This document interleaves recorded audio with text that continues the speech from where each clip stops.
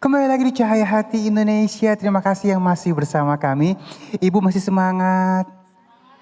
Semangat ya. Dan nanti dikasih kesempatan untuk bertanya. Sudah siapkan pertanyaannya? Udah ya. Namun sebelum Ali kasih kesempatan buat yang ada di Masjid Bimantara ini untuk bertanya, Ali kasih kesempatan dulu untuk yang sudah masuk melalui media sosial kita. Baik, bismillahirrahmanirrahim.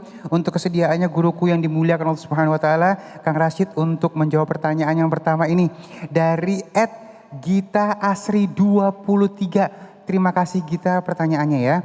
Ustadz, apakah ketika kita tahu teman kita sedang mabuk, namun ia tetap sholat, mabuk tapi tetap sholat, sebaiknya kita harus bersikap seperti apa ya? Menghentikannya atau gimana? Oh, jadi dia ngelihat mabuk tapi dia dalam keadaan udah sholat nih, diberhentiin atau gimana? Baik, silakan guru.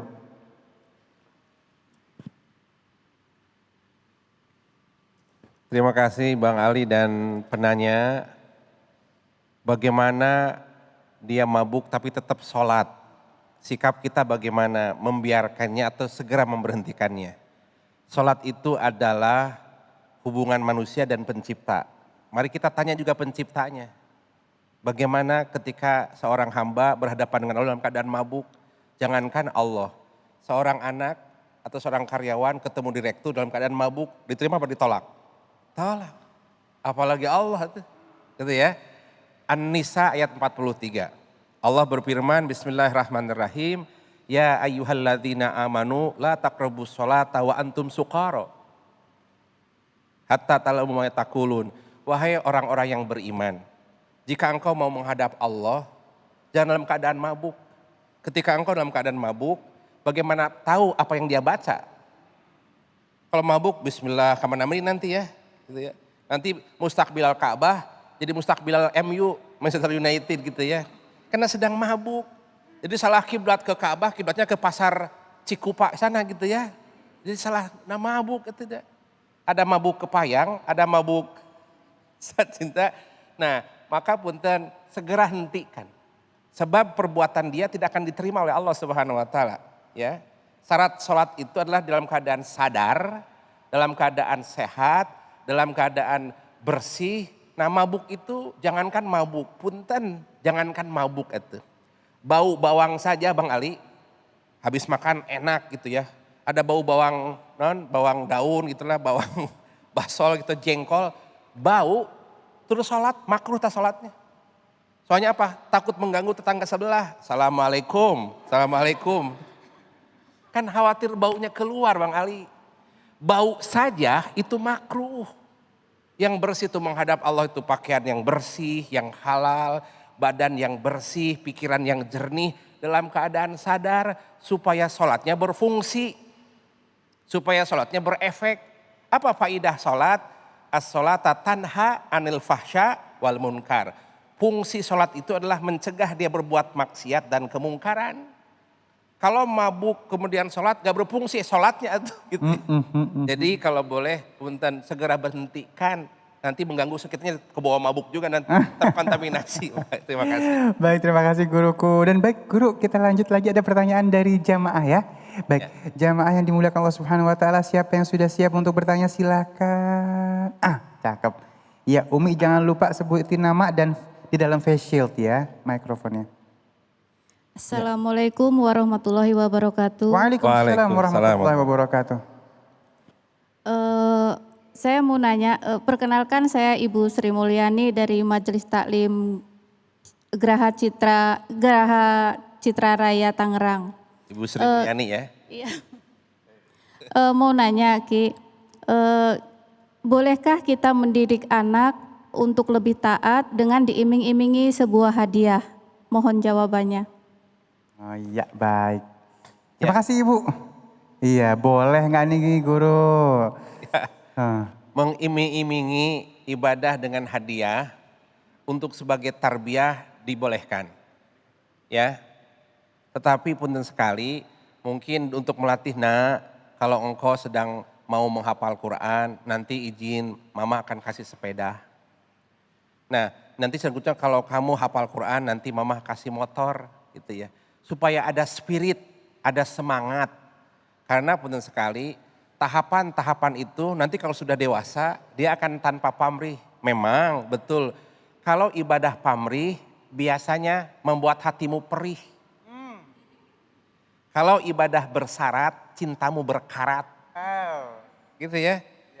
Saya mau ngaji karena dapat motor, bersyarat dong. Gitu ya. Berarti cintanya berkarat. Itu kalau sudah dewasa dan sadar. Gitu ya. Maka punten, kalau usia kecil untuk menyemangati tidak apa-apa. Dengan li'ajli tarbiyah. Dengan niat mendidik. Supaya dia terbiasa dalam berbuat baik. Ya mungkin nanti lebih lanjutnya, ibu anggap itu sedekah kepada anak. Mudah-mudahan nanti sudah dewasa nak, tetapi nanti kalau sudah balik dewasa, lillah kepada Allah Ta'ala ya nak. Beribadahlah karena Allah. Sebab kalau engkau pamrih terus nanti hatimu perih. Contoh, karena ada level keimanan. Beribadah itu tergantung level keimanan. Ada orang beribadah pingin dapat surganya Allah. Pingin ketemu bidadari dan bidadaranya Allah gitu. Juga ada ibadah karena takut dengan azabnya Allah. Dia ngaji, dia zikir, takut kena azab Allah. Beda level. Ada ibadah pingin surganya, ada ibadah pingin jauh dari siksa Allah. Tetapi juga ada ibadah pingin mendekat kepada Allah. Ya, maka oleh karena itu bawalah anak kita memahamkan itu. Sekarang kamu di level ini ya, nanti naikin ya nak. Jadi dibolehkan li'ajli tarbiyah supaya otot keimanannya, otot fisiknya terbiasa melaksanakan ibadah kebaikan. Gitu Pak. Baik, Masya Allah. Terima kasih guru ilmunya. Boleh ya Bu ya. Tapi dimotivasi terus, mudah-mudahan jadi berkah ya motivasinya. Dan baik, kita akan lanjutkan untuk yang kedua. Kita akan minta kesediaannya guru yang dimuliakan Allah Subhanahu Wa Taala, Kiai Syahdan. Ini dari media sosial dulu ya Bu ya, sabar ya. Yang kita pilihkan pertanyaannya yaitu dari @rifdan.rifai. Makasih ya Abang Rifdan.rifai. Kiai, apakah taubat yang kedua itu akan tetap diterima? Sebelumnya sudah pernah taubat, kambuh lagi terus taubat lagi katanya. Nah ini apakah diterima taubat yang kedua itu Kiai, silakan. Ya, Ibu Bapak hadirin para pemirsa iNews TV yang dimuliakan oleh Allah Subhanahu wa taala. Setiap dosa yang dilakukan oleh manusia itu bisa menghambat datangnya kebaikan-kebaikan. Bahkan kebaikan-kebaikan yang telah diraih oleh seorang hamba bisa digerogoti oleh maksiat dan dosa yang dia lakukan. Tetapi Bapak Ibu sekalian, kita harus sadar betul bahwa yang namanya manusia tempat kesalahan dan lupa. Jangankan kita manusia biasa, orang yang paling alim hari ini pun yang kita kenal dalam sejarah hidupnya pernah berbuat dosa, benar gak Kiai? Ulama hebat terkenal sekalipun yang kita pernah tahu, bahkan dalam hidupnya boleh jadi pernah memiliki sejarah yang kelam. Tapi bukan berarti kita terus melakukan dosa terus. Memang ada istilah pepatah yang mengatakan Bang Ali, tidak ada lautan yang tidak berombak, tidak ada gading yang tidak retak, dan tidak ada tuyul yang tidak botak.